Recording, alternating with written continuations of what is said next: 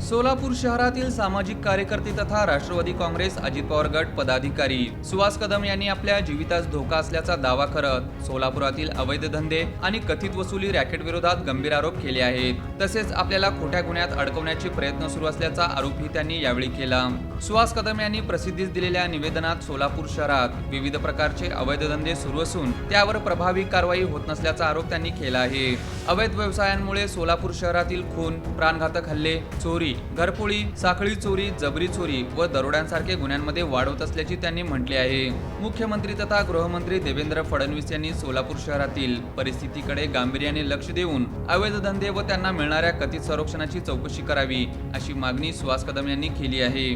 तसेच आपल्या जीवितास असलेल्या धोक्याची दखल घेऊन आवश्यक संरक्षण देण्याची मागणीही त्यांनी प्रशासनाकडे केली आहे।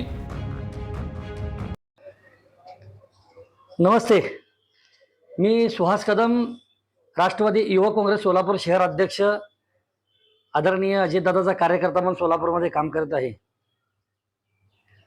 मी गेल्या 15 दिवसापासून सोलापूर शहरातील अवैध धंदे आणि अवैध धंद्यांना पोसले जाणारे जी काही पोलीस वसूलदार जे आहेत त्याच्यामध्ये मी मध्यंतरी नाव घेतलं होतं की पोलीस आयुक्तांच्या नावे जो कोणी ह्या सोलापूर शहरामध्ये वसुली गोळा करतो ते म्हणजे ASI बाळासाहेब रामदास गायकवाड।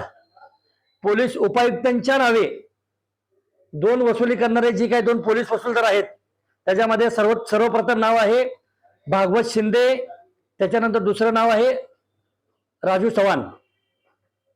ह्या तिघांच्या बाबतीत मी राष्ट्रवादी युवक काँग्रेसच्या माध्यमातून सोलापूर शहराचे कर्तव्यदक्ष पोलीस आयुक्त M राजकुमार असतील, पोलीस उपायुक्त यावलकर साहेब असतील, यांना मी सविस्तरपणे ह्या तिघांच्या विरोधामध्ये तक्रार केली गेली होती। त्यानंतर तक्रार केल्यानंतर मी ह्या सोलापूर जिल्ह्याचे सन्माननीय पालकमंत्री जयकुमार भाऊ गोरे यांना देखील रितसर पद्धतीने ह्या वसूलदारांच्या विरोधामध्ये तक्रार दिली होती। आणि सोलापूर शहरामध्ये असा कोणता अवैध धंदा नाहीये, हा सोलापूरमध्ये नाहीये। सोलापूर शहर हे अवैध धंद्याची ह्या महाराष्ट्राची राजधानी झालेली आहे। ह्या सोलापूर शहरामध्ये दिवसाढवळ्या मर्डर केले जातात, खुनी हल्ले होतात, प्राणघातक हल्ला केला जातो, भर दिवसा सोन्याच्या दुकानावर दरोडा पडतो। नेमकं या सोलापूर शहरामध्ये चाललंय तरी काय?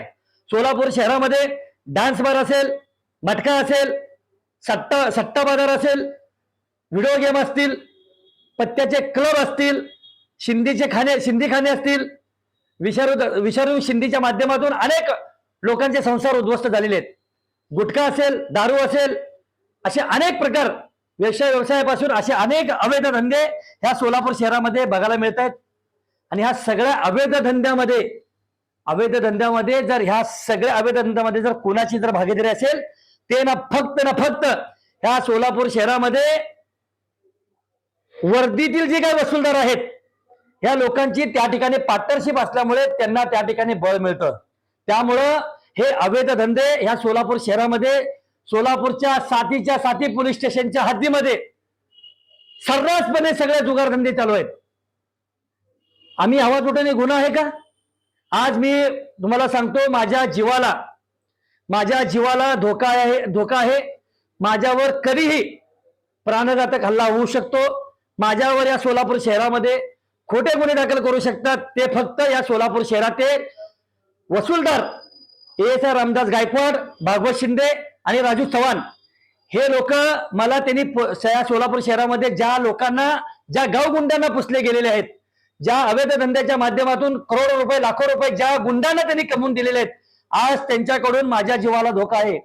माझे राज्याचे मुख्यमंत्री तसेच राज्याचे गृहमंत्री देवेंद्र फडणवीस साहेब, तुम्हाला हात जोडून विनंती करतोय, मी माझ्या घराचं कुठेतरी कल्याण व्हावं, मला कुठेतरी 4 पैसे मिळावं म्हणून मी हा आवाज उठवलेला नाहीये। हा सामान्य सोलापूरकरांचा आवाज आहे।